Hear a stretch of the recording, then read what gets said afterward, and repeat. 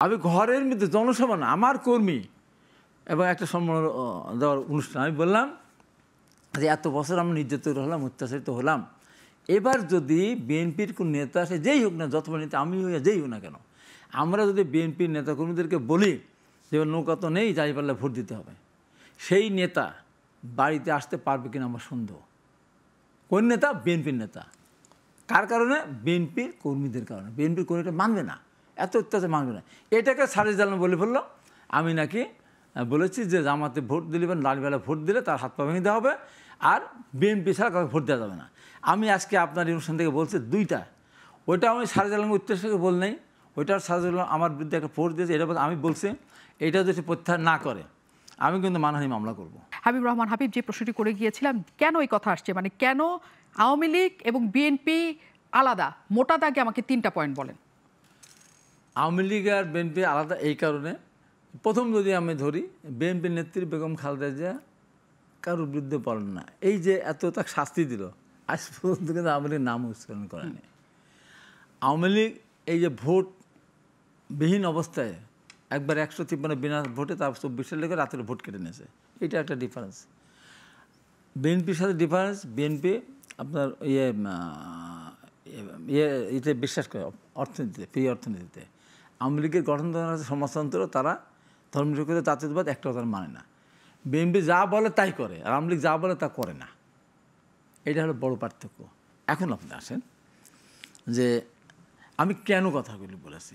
তারেক রহমান নিষ্পাপ একটা মানুষ লন্ডনে বসে আছেন, এখানে ঢাকা শহরে পুরনো ঢাকায় সোহাগ হত্যাকাণ্ড সংঘটিত হলো, দুইটাই যুবদল এবং একদম ভাঙড়ি ব্যবসাকে কেন্দ্র করে। আমি রাতের বেলায়, আমি তো খেয়াল করি না, আমি বাড়িতে, এক ডিস্ট্রিক্ট জাজ আমার জয়েন্ট ডিস্ট্রিক্ট জাজ আমার পাশে গেছে, এক সাংবাদিক আছে, হঠাৎ করে ফেসবুকে দেখি যে স্লোগানের স্লোগান, ইঞ্জিনিয়ারিং ইউনিভার্সিটিতে তারেক রহমান, হাসিনা গেছে যে পথে, তারেক যাবে সে পথে, টিনের চালে কাউয়া, তারেক রহমান কী সে বাজে, চাঁদা ওঠে লন্ডনে চলে যায়, পল্টনে চাঁদা ওঠে, পল্টনে চলে যায় লন্ডনে, এবং বিভিন্ন জায়গায় অফিস আদালতে আক্রমণ এবং অনেক জায়গায় ভাঙচুর করা হয়েছে। বিল্ডুর কেন? কারণ কি? কারণটা কি? ওই রাত্রিবেলায় তারপরেই মানে বিএনপিকে অবাঞ্ছিত ঘোষণা করেছে। আমি রাতের ভয়ে আমার লোকজন হাত কিন্তু ওই রাতের বেলায় আমি 2:30টায় এক সাংবাদিক আমার বাসে ছিল, সে তার পেজ থেকে আমি তাকে করলাম যে কী হয়েছে কি এখানে, বিএনপির এখন দায়টা কোথা থেকে আসলো। তারপর দিন তারেক রহমান উনি পরিষ্কার করে বললেন যে ঘটনা যেই ঘটাক তাকে দল থেকে বহিষ্কার করতে হবে এবং তাকে ধরে দিতে হবে, এবং কোনো বিএনপির আইনজীবীরা সেখানে তার পক্ষ নিতে পারবে না। তারপরেও এই মাসুদ বলে ফেললো যে বিএনপিকে মাফ চাইতে হবে, তখন আওয়ামী লীগের দেশটা বিতাড়িত। কোন কারণটা কি? এই যে গেল।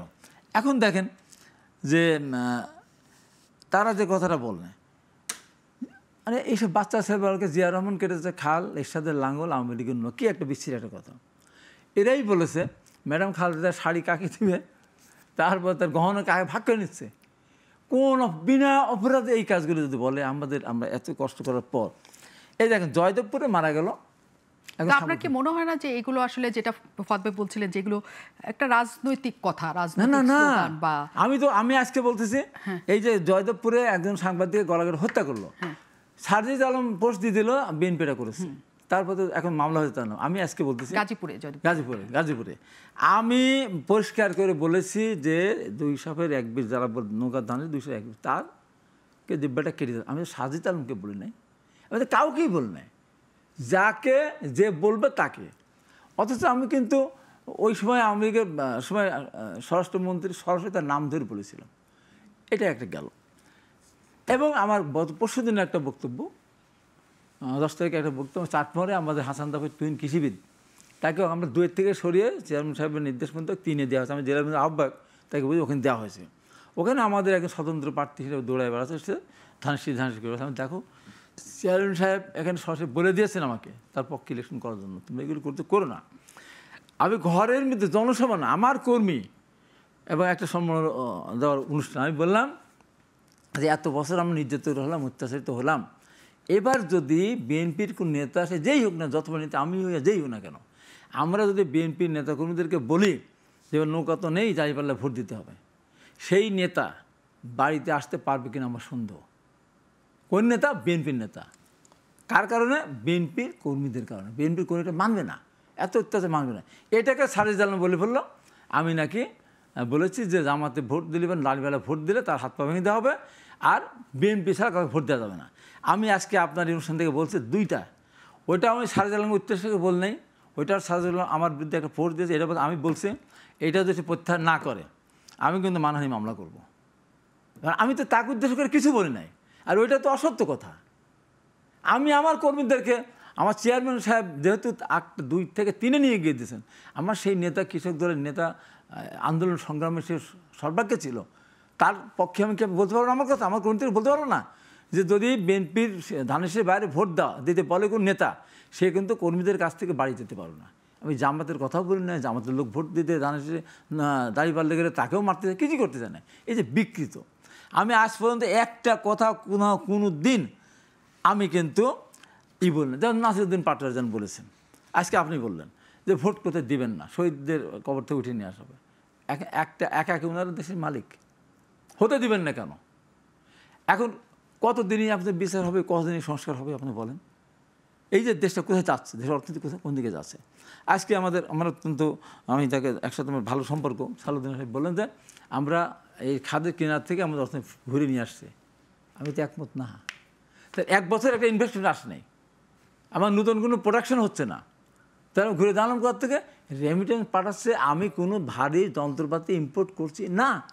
ভারী যন্ত্র ইম্পোর্ট করলে আমার অবশ্যই রিজার্ভ কমে যেতে, এইটা তো উন্নতি না।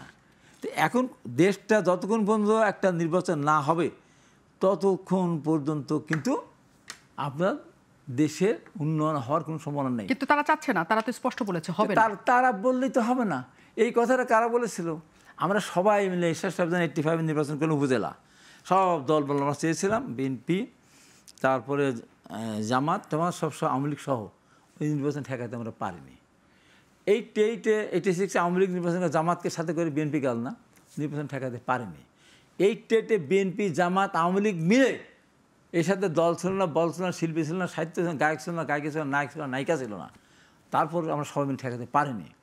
1996 সালে ম্যাডাম খালেদা যেটা ইতিহাসে নাম লেখা থেকে সন্ন্যাস করে শুধু তত্ত্বাবধায়ক সরকার সংবিধান সংশোধন করার জন্য 15 নির্বাচন করেছিলেন। সেই নির্বাচনও জাতীয় পার্টি আওয়ামী লীগ জামাত মিলেও সেই নির্বাচন ঠেকাতে পারেনি। ম্যাডাম কিন্তু 30 তারিখে পদত্যাগ করে উনি সংবিধান তত্ত্বাবধায়ক সংশোধন করে যেটা ইতিহাসটা নাম লেখাতে সন্ন্যাস করে। 2014 সালে 153টা বিনা প্রতিদ্বন্দ্বিতা নিয়ে গেছে, সব দল মিলে আমরা ঠেকাতে পারিনি। 2018 রাত্রির ভোট কেটে নিয়েছে, ঠেকাতে পারিনি। 2024 সালে আমাদের সব দলকে বাদ দিয়ে আওয়ামী লীগ নির্বাচন করেছেন, ঠেকাতে পেরেছে। তাই বলি যে যতই বলি না কেন, এই নির্বাচন ঠেকাতে যদি কেউ আসে তফসিল ঘোষণা হয়ে গেলে জনপ্রতিরোধের সম্মুখীন হবে তারা। নির্বাচন ঠেকাতে প্রশ্নই ওঠে না। নির্বাচনের তারিখ দেওয়ার জনগণ রাস্তায় নেমে পড়তেন, তারা 70% ভোট দিতে পারে না, তারা বারবার ভোট দিতে পারছে না। জন আকাঙ্ক্ষাকে আপনি একেবারে উড়াইয়ে দিবেন, এটা তো সম্ভব না।